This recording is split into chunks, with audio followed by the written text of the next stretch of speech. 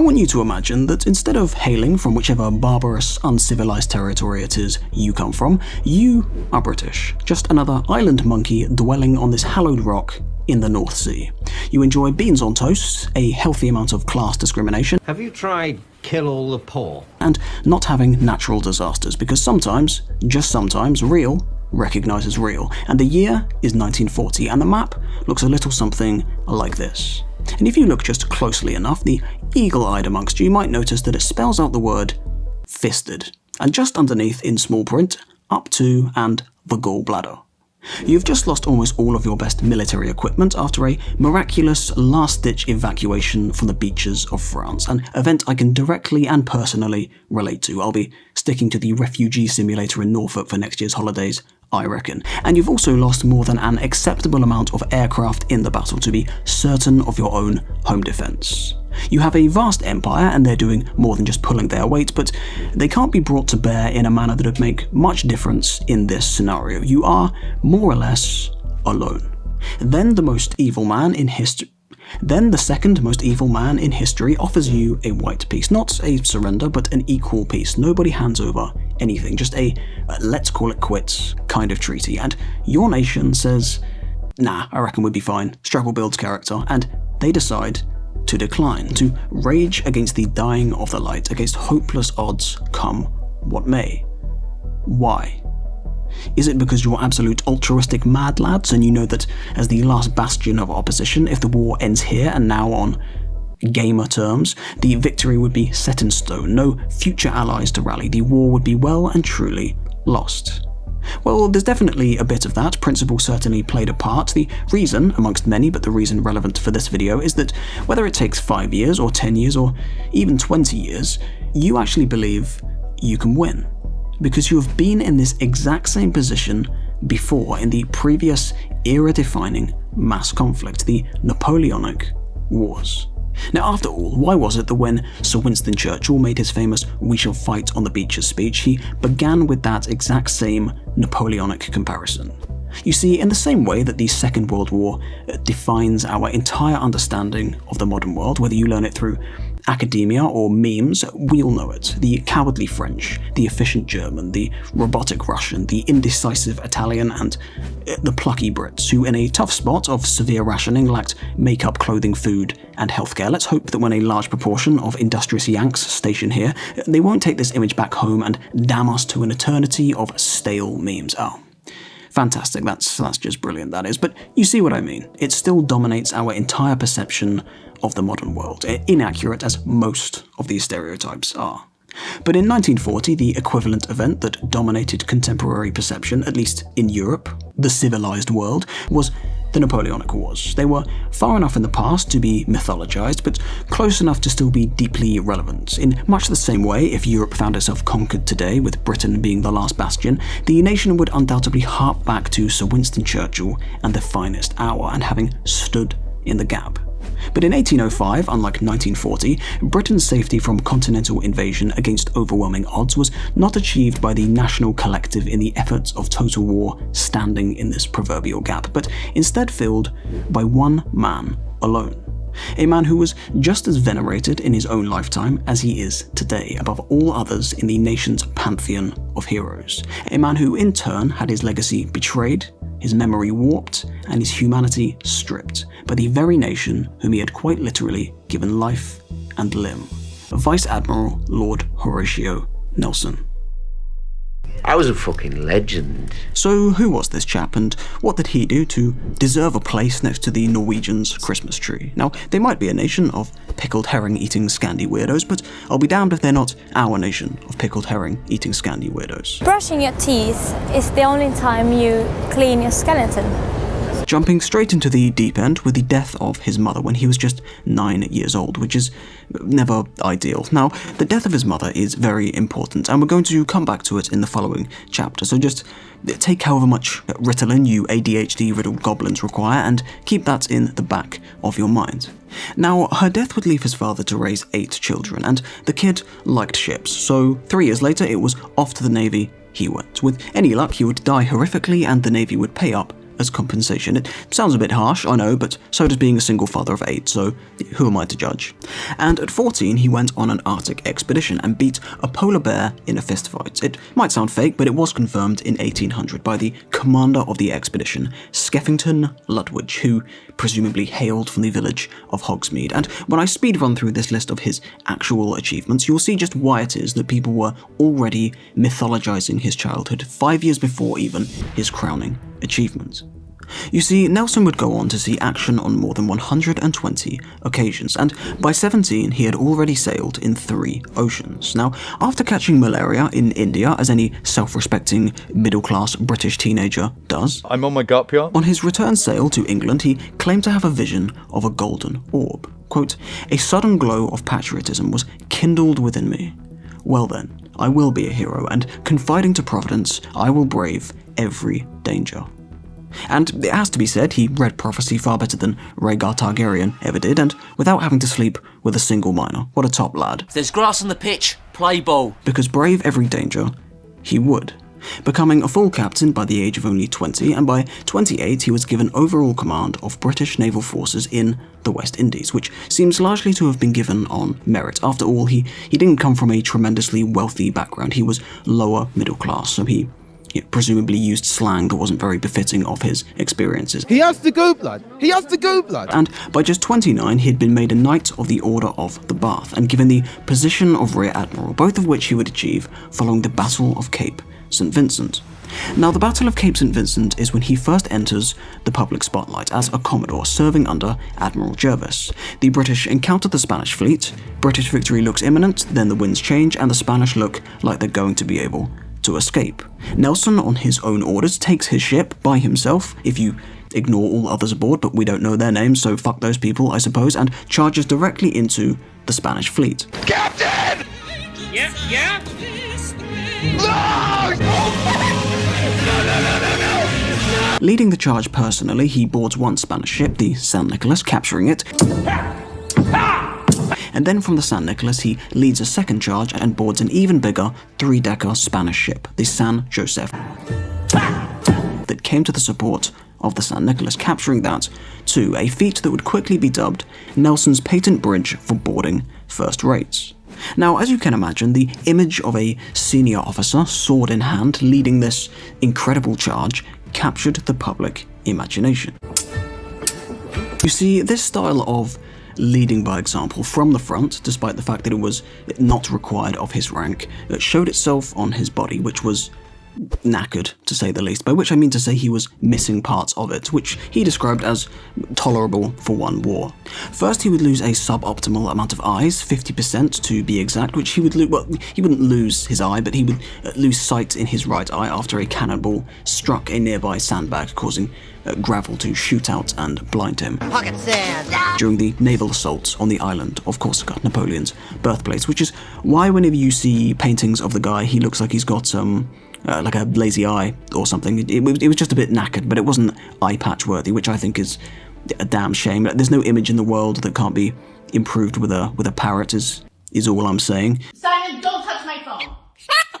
He would lose an arm at Tenerife by amputation without painkiller and was giving orders again within half an hour of the surgery, or so they say, affectionately naming the stump his fin, which was said to twitch when he was angry, which is kind of cute, if not a little disturbing, but there's no time to harp on about lost arms and the like, because Napoleon, once again, is up to no good, if you can believe it. The French have slipped out of Toulon and are sailing toward Egypt for what is indisputably Napoleon's most cringe campaign, with Nelson in pursuit, kind of. It's a bit weird.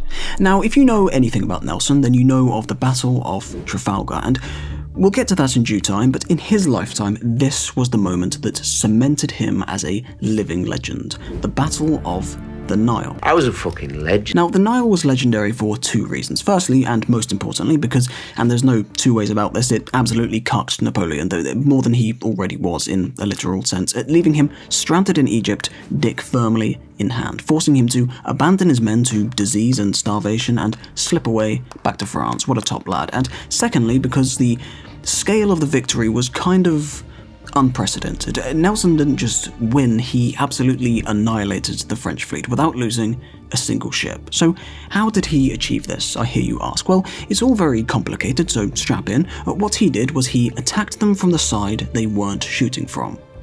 Brilliant. Expect the unexpected. Now, we're not going to get bogged down in the militaristic details of things. There are thousands of brilliant videos on this godforsaken platform that do it infinitely more justice than I'm able to cover here. In short, Nelson very unusually briefed his captains on his battle plan and gave them permission to act on their own initiative in coordination with his plan.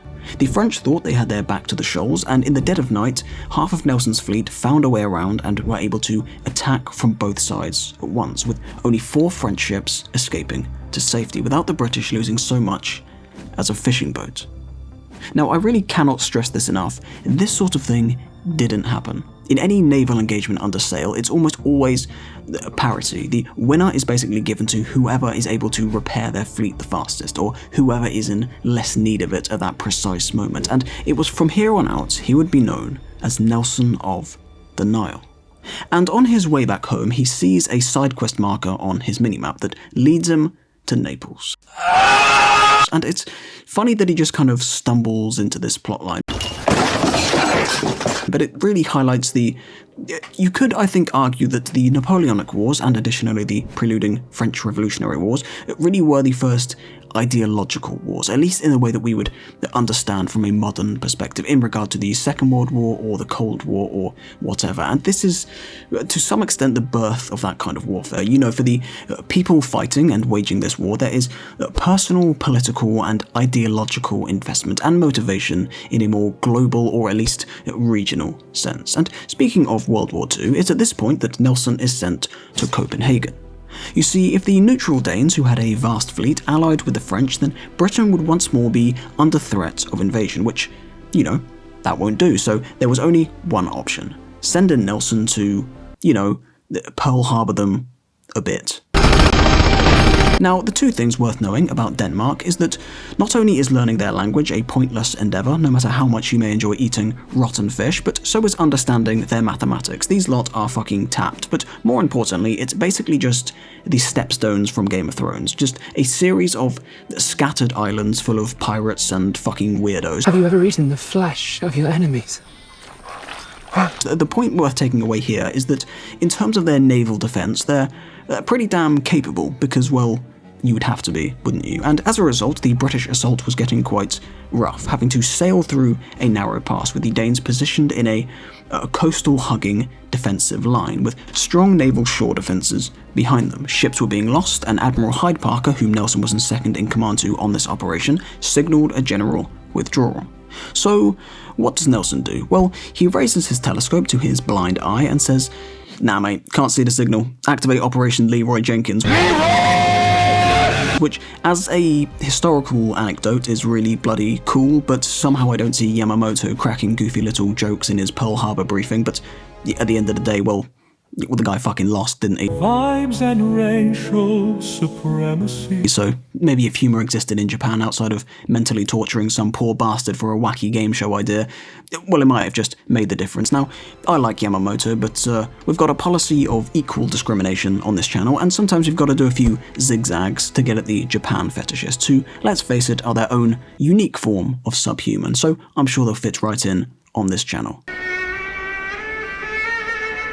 Regardless, Nelson takes his half of the fleet, and what can I say, he drops the hammer of the waters on them and once again returns home as the conquering hero. But wouldn't you know it, Napoleon's up to no good once again. Shock and or horror. Dastardly rumours emerge from the Spanish port of Cadiz, a joint Franco-Spanish fleet led by one of the few surviving admirals to escape at the Nile, Villeneuve. Nelson sets sail for Cadiz, where he spots the Franco-Spanish fleet and gives his famous signal. England expects that every man shall do his duty, because fuck the Welsh, Scots and Irish, I suppose. It's kind of based. It's kind of based. Come on, England! And rather like the Nile, he invites his captains aboard and informs them of the plan. a far more cohesive and organized variant of the Leroy Jenkins approach. Each commander would be his own Leroy Jenkins.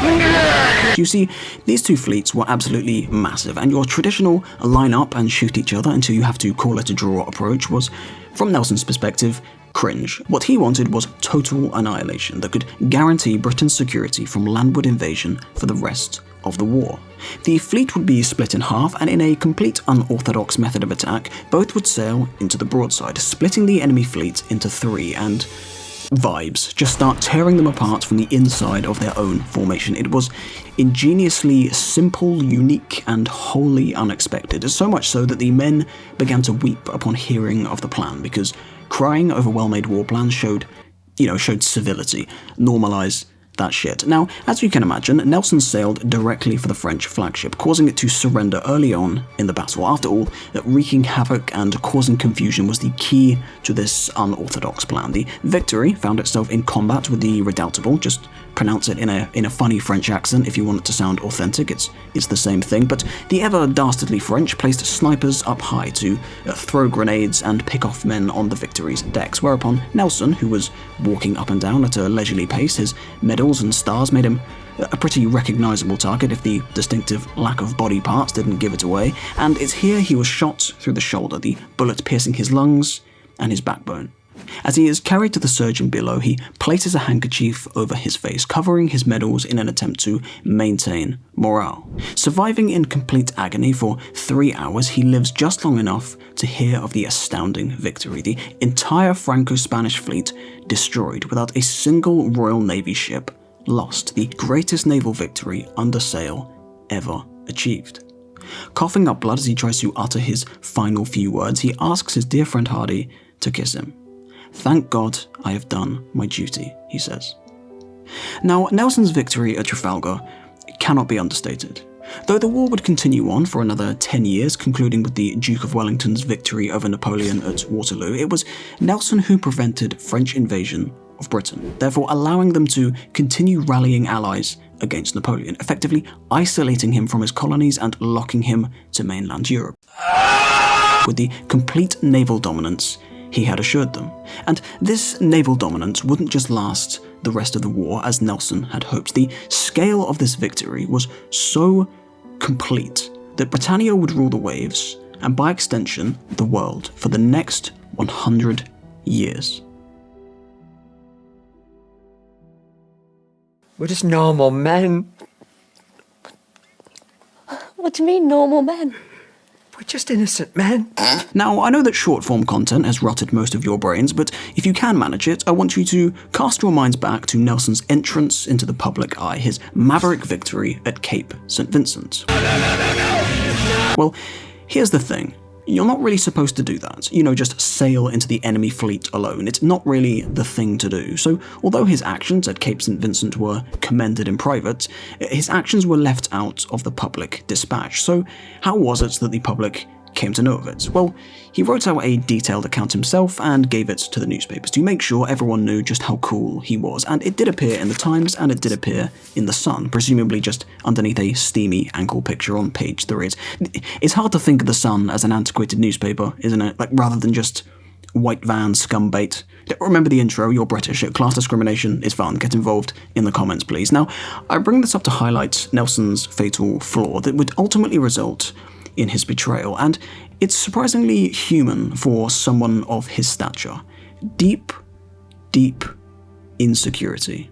And when I say of his stature, I don't mean literally. Granted, he was about 5'4", which no doubt added to these insecurities, but I'm not the tallest man myself, so we're going to leave that one well enough alone, I think. But for a man so ruled by his insecurities, a Napoleon complex, if you will, he maintained his common touch and his compassion for those he loved and those who served under him. Even in the Churchill was literally Hitler, please do not engage in conversation with me at casual functions revisionism we see today, beside his indirect side quest in Naples and happening to exist in the Caribbean when very bad things were happening over there, he's surprisingly uncontroversial for a national war hero. Now, speaking of the Caribbean, it was when he was stationed in the West Indies that he marries Frances Nesbit, a widow and mother. Now, Freud would probably have a thing or two to say about Nelson's graduation from the Benjamin Franklin School of MILF hunting, which, of course, as most of his insecurities did, went back to the early loss of his mother. Now, the marriage wasn't very successful, to say the least. Nelson was pretty miserable because the war against France was on pause, hence the modern mental health epidemic. I've been advocating this solution for years, but he was also miserable because Frances was seemingly a good woman, but unfortunately she was very much like... You know how in TV shows they have a really cool main character, and then they have to give that main character a spouse to give perspective and contrast between the mundane normality and the action of the plot, but they never know what to do with the spouse. So 99% of the time, the only purpose of this character is to just stand around saying things like, "Why don't you talk to me? What's going on? I'm getting bored of missionary. I don't want you to go to war with France anymore." And they just stand in the way of the plot until you hate them. And if there is just one thing I have learned about women in my time, it's that they tend to be quite feminine. Now, I don't know about you, but that sounds pretty gay to me, and prophecy does not fulfill itself. Well, sometimes it does, actually, doesn't it? Regardless, your wife not wanting to be widowed again can get straight to fuck. That attitude does not pass the vibe check. I'm just going to ignore most of that and put that down to your female hysteria. Because war was in fact back on the menu, boys, and it was time for the naval siege on Napoleon's home of Corsica, the event that would cost him his eye. Now, this is, in my opinion, the image that portrays Nelson best. It gets across the sheer number of his achievements, his accolades, and simultaneously his tremendous and incredibly human insecurity and vanity. But that's insecurity for you, isn't it? It's a funny old thing. It can either spur you on to patent your own style of boarding first-rate Spanish ships, or lure you toward the Fresh and Fit podcast. It's a make or breaker. It really is. And before you know it, you're paying $1,000 a week for alpha coaching, which, and let's not mince words here, is just astrology for men. The best thing about misogyny, like any prejudice, is that it's free. Just get yourself a Twitter account. It's fucking easy, mate. Are you dumb? You see, the loss of his arm was quite literally the consequence of his own pride. At Tenerife, he had given command of the first attack to his captains, which had failed, so he inadvisably launched a second, far more bold attack under his own leadership, costing the lives of a great deal of his men and getting shot in the arm himself. And look, if you've got to lose an arm and hundreds of men under your responsibility so that nobody can call you a cuck, well, so be it. Sometimes it's just got to be done. And, well, I'll leave it to the American students in my audience to explain exactly how it is that bullets work, but my basic understanding is that you do not want to be hit by a musket ball. They are socking great balls of steel. They do not rotate and tear and penetrate like modern ammunition. They stick into you with sheer force and shatter the bone, hence the large number of amputations in this period. Now, while he would go on to have a good sense of humour about the whole thing, initially it would leave him in a very heavy depression, adding to his insecurities. He had lost his right arm, his sword arm, the arm he used to lead charges from one ship to the next. But very much like Jaime Lannister in Storm, it's arguably from here he redefines himself as the compassionate warlord, if such a thing can exist, the tactician. After all, loss of limb is almost paramount to a medal to a man of Nelson's mentality, and we see this in the following Battle of the Nile. Now, throughout the Battle of the Nile, Nelson would sustain some pretty serious injuries, so much so that he thought he was dead. It turns out it was just a chunk of flesh from his head that would cover his remaining good eye. You know, we've all peeled an orange before, there's no need to be so dramatic. It's nothing a strong cup of tea won't fix, and he would get this cup of tea in Naples. And by tea, I of course mean being nursed back to health by the British diplomat's Pixar mum-built wife, Emma Hamilton. Now, it's here in Naples that the infamous affair between Nelson and Emma would begin. Gift wrapping, 99p bleach for the slags, yeah, right? So we started off these things. Sharing a mutual interest in executing Republican dissidents. Now, personally, I've yet to receive a single match since putting it on my Tinder bio, but that's modern women for you, isn't it? It's all Kardashians this, and not wanting to break the Geneva Convention that. Fucking boring, the lot of them. And this relationship was very odd, to say the least. It seems they shared a very sincere and genuine affection for each other. At least one dead Republican will solve more problems in any relationship than I care to expand on, but we see this affection in love letters he wrote her. Now, don't worry, this isn't your grandpappy's "I sent you a picture of my penis, please respond." This is none of your nonsense. I've lost count of how many times I've personally edged to this. It's quality stuff. So Nelson begins by telling her of a wet dream he had with two sexually aggressive groupies, and these two women of the night, these two semen monkeys, these two DNA snatchers, wanted to, do more than just show their ankles, godless behavior. But he knows that he'll never find another woman who enjoys killing Republicans as much as he does. He's got no choice. He hears Emma coming. He's backed into a corner here. It's the right hook for the semen monkey, knocks her straight out. Well, okay, maybe not a right, probably be a left hook, wouldn't it? Actually, regardless, this poor woman's knocked out on the floor and then they shag. Emma, I mean, not the DNA snatcher on the floor, though. I mean, who needs Harry Potter fanfic when you've got access to this kind of material? Do you know what I mean? So, what about Sir William Hamilton, Emma's husband? Everyone in London knows your wife's a prostitute. You take that back, Toast. That's a slur. Bloody slur. Well, it seems he was a real cuck. The three would move back to England together, cutting this very bizarre image that the political satirists of the day were quick to jump on. Now, Emma is often depicted as fat because they weren't aware she was pregnant with Nelson's child, and women are a mystery, often accompanied by a plethora of phallic symbols because dick joke equals funny, and it always will. Now, the relationship between the three remains just as big a mystery today as it was in the tabloids back then, but with Nelson's dependence on the public's affection, this no doubt bothered him, and once again added to his insecurities. But you see, Emma had a way of hyperbolically displaying her affection toward him, which no doubt soothed these insecurities he had. She would, pretend to understand his Warhammer 40k lore obsession well. I don't know, feigning an amputee fetish. A man can receive no greater show of affection, and this was the Georgian period, remember? Anything not anything went, but it was a good time to be alive, unless you were in the 99%, but as I say, we don't know their names, they're off-screen, so, fuck those people, I suppose. Skill issue. But it was at this point that Nelson returned home from Copenhagen, back to Emma and their daughter, Horatio, with the public adoration in him restored. For as long as the rumours that surrounded this relationship remained speculation, no matter how obvious, his victories would give them a certain immunity. So far, the story had been that their daughter was adopted. Now, Nelson initially wanted to call her Horatio Nelson Etnorb. Etnorb just being a very unsubtle reversal of his title, the Duke of Bronte. Some real I am Tom Marvolo riddle shit right there, if you ask me. But luckily, Emma was a lot sharper than that, and they settled on Horatio Nelson Thompson, the supposed name of the fabricated deceased parents.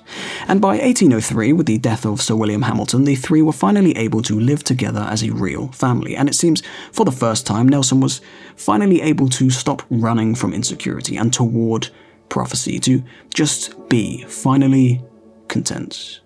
But you know how in every two-bob action film it starts with the retired veteran being brought back for one last hurrah? Well, that wasn't strictly the case here, but it is funny to imagine, and we have the Battle of Trafalgar. Now, before departing for for Trafalgar, he and Emma underwent a cute little unofficial marriage ceremony, because I wouldn't blame you for forgetting Nelson was in fact still married. If you remember, she was the one who didn't let him do any more wars and had a pathetically absent amount of war crimes under her belt, so do you know what I mean? Not worth remembering, absolute square. How many people have you killed, Richard? I bet it's under 10 or something. And Nelson would have a coffin made in preparation, made from the wood of the French flagship from the Nile, called L'Oreal or something. It's all in foreign, mate. You can't expect me to be able to say that. It's got confusing barbarian accents in it. Regardless, it's a pretty damn metal thing to do. But these actions reveal a certain sense of doom, a sense of knowing this might be his last moments with those he loves most. Now, as he pushes through the crowd that are shoving babies in his face for him to bless on the way to his ship, which is a mild annoyance for me. I mean, law enforcement always seems to crowbar their way into the situation whenever I try to bless a stranger's baby before a fight, but we keep it moving, unlike the slow approach to meet the enemy fleets on the horizon. Now, it wasn't just his men, but also Nelson, who was scribbling down his last will and testament, and within these hastily written documents before the battle that he knows will almost certainly claim his life, all he asks for is for the nation to look after the two people whom he loves most in the world, his mistress Emma Hamilton and their illegitimate daughter Horatio, that had finally filled this void he had been running from his entire life, a void that no victory, regardless of its scale, had ever managed to fill. I love the pussy! Stefan, we're streaming on the RuneScape channel. Are you kidding? You see, after the Nile, Nelson had only been raised to the position of Baron rather than Viscount, perceived to be a result of his public and brazen affair with Emma Hamilton, and it's possible the same thing affected the wishes of his will. The public unquestionably loved him, but the higher-ups, the authority, always struggled with him. He broke all of the rules, but always returned with the desired result. I mean, look at Cape St. Vincent and Copenhagen, even Naples. You're not supposed to do any of that, but the ends always justified the means, and it's important to remember that not everyone can be a Nelson. It's not necessarily behavior you want to inspire. He was in so many ways the exception. But what seems most important to me is that the times, they were a-changing. You see, we often think of British history as the further back you go, the more conservative, the more Victorian, but that's only the case from a modern perspective, with the Victorians being, the previous chapter of our history. But prior to the Victorians, we have the Georgians. Now, I often paint a pretty rosy picture of the Georgians in my videos, and while I do think the Victorians are incredibly misrepresented and misunderstood, on the surface they are pretty hard to like. The Georgians are almost the exact opposite, and that is intentionally by design. Now, I'll give a brief rundown of this because it's important to this subject, but I talk about it a bit more in depth in my George III video. Basically, we have the Revolutionary and Napoleonic Wars. Now, if you've never shagged a history book in your life, it's easier to think of these as just one big long war with a few breaks, but there is a reason I began this video in a Second World War setting. The Napoleonic Wars really were that significant. Now, they're obviously not directly comparable, and no, I do not subscribe to the idea that Napoleon was a proto-Hitler. I do, however, subscribe to the idea, or rather the fact, that he was a cringe edgelord, a real Professor Snape, a real 4chan regular, a real school shooter, and maybe not in the way we might immediately recognise as modern, but these wars hinged on a political axis, as I briefly mentioned when discussing Naples. Now, allow me to put this into modern terms for you godless heathens. One side is woke and the other side is anti-woke. Neither hold any fucking opinions, they just believe the opposite of whatever the other tribe believes because God is dead and they need community. I don't fucking know, politics are gay. And after spending 23 years fighting their political rivals, the warm, expressive period of the Georgians transitioned into the cold, repressive era of the Victorians, in direct opposition to the French identity. You see, Britain looked across the Channel, and from their perspective, this is what France looked like. They had torn themselves apart, and in turn, the continent, because they lacked emotional stoicism. They get angry, they burn down Paris. Okay, so they might have been on to something there. Now, it goes without saying, it's a lot more complicated than this. It always is. And the reason I bring up this long-winded point is because Nelson was kind of the last great figure of Georgian Britain. He was almost the opposite of the quintessential Victorian hero. But fascinatingly, you could argue that the first great Victorian hero that personified everything about this national transition was his opposite number, the Duke of Wellington, the two British titans of the war, one by land and one by sea. You see, Nelson was loved by the public, by the nation, indisputably beloved. Wellington, I think it's fair to say he was loved to some extent, but the more appropriate word to use would be respected. Above all, solemnly respected. And if we look at the funerals of the two men, this transition is pretty evident. Granted, they were 50 years apart, but even so, Nelson's funeral is described as this public display of emotion and grief. Wellington's was solemn. And remember, he wasn't just some war hero, he was the man who, from a contemporary British perspective, defeated Napoleon. Walk a mile in the UK and try and find something that isn't named after one of these two men, the greatest heroes of their age, forged in the same war. So why do I raise this point? Because affairs? French. Bastard children? Very French. Having insecurities and asking for affection on your deathbed? Well, that's just downright gay. We're talking terminal levels of Francois here. You haven't just been caught with a plane ticket to Thailand. That's just based. You've been caught in the live audience at a James Corden show. You're gonna have to move to fucking Siberia or something. But what if he didn't ask Hardy for this one last act of love? He had spent his entire life chasing to fill the void of motherly affection as this great hero, this flawed man, this saviour of the nation, lays dying in the arms of his beloved friends, this seemingly fearless man who, in his last moments, as he's coughing up blood to speak his final words, thinks on his loved ones and wishes to live just long enough to see them once more. What if he spoke broken Turkish to give himself one last anime line before his mortal soul slips into the void to be reincarnated to unite and lead humanity in the grim dark future where there is only war and no peace among the stars, to purge the mutant, the heretic, and the alien. Surrender, human. If not for you, then for the greater good. The greater good is coming to you from my bolter, alien. You see, the Victorians couldn't stand for a man who personified their struggle against the French, which in turn provided them their entire stoic identity, being so human, being so cringe. So it's in the Victorian period that we see the focus shift away from his humanity and his compassion, which was brilliantly intertwined with pragmatism, by showing basic compassion to your sailors and feeding them appropriately so they can actually function effectively as soldiers rather than scurvy-ridden goblins. By doing so, the Royal Navy was able to convincingly and continuously defeat the French and Spanish, who, it's important to remember, made superior ships than the British, whose navy had to stretch across the entire world. The model being lots of good ships rather than some very good ships. And these pragmatic and also humane reforms and actions, which are often attributed to Nelson, some rightly and some wrongly, were replaced with a more muted, stoic character, with the attention instead being on his victories. Now, upon Nelson's death, neither Emma nor Horatio were invited to his funeral. At Merton Place, their house was left to Emma, where young Horatio found a watch and a letter left to her by Nelson, explaining that she was in fact his daughter. However, all other lands, titles, and awards went to Nelson's brother William, with Nelson's pension going to his wife Frances, once again just standing in the way of the plot. The only sin graver than being evil in this world is being boring, so being perfectly rational people, we hate her. But in an effort to pay off the mountain of debts racked up by the couple prior to Nelson's death, she was forced to sell the property and they became homeless, even spending time in debtor's prison after exhausting the goodwill of the few friends left to them. You see, Emma often found herself far more shunned than Horatio, but the two refused to separate, and as a result they were eventually forced to Calais in France to escape debt collection.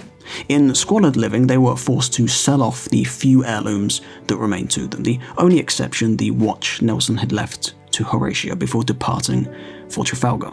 Now, Emma would eventually die in poverty, alcoholism, and obscurity, leaving Horatio to bury her on just her 14th birthday. Now, as you can imagine, the daughter of Horatio Nelson living in France at this time was dangerous to say the least, so she contacted some of Nelson's old friends. Having to shave her head and dress as a boy, they smuggled her out of France before the French authorities caught up with her. She was taken in by Nelson's family and accepted as his illegitimate daughter, but kept at a distance, often treated as more of a servant, and denied the inheritance Nelson intended for her in his will. Now, she would later settle into a modest but comfortable life and a seemingly happy marriage, having 10 children. Good gracious, you have been productive. Now, Queen Victoria would discreetly provide her with a small income, and she would continue raising money under the charities in Nelson's name until her own death in 1881 at the age of 80.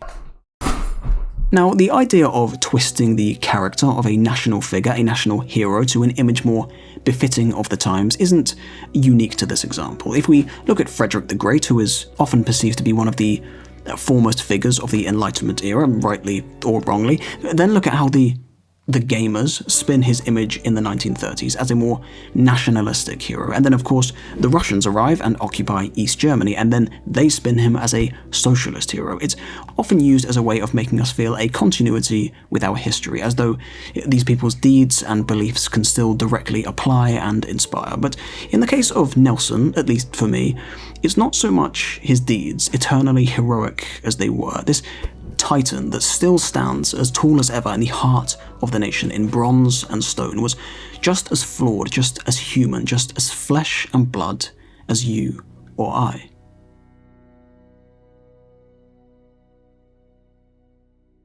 My darling, I seem to have got my crotch stuck to the taxidermy fox's mouth again. There's no outro goof today, I'm after genuine help. You see, I've been through every dogshit curry sauce brand there is on this godforsaken planet, and I cannot for the life of me get it to taste the same as the local chippy. And don't say, oh, you forgot to add the cat urine. Mate, I've tried it.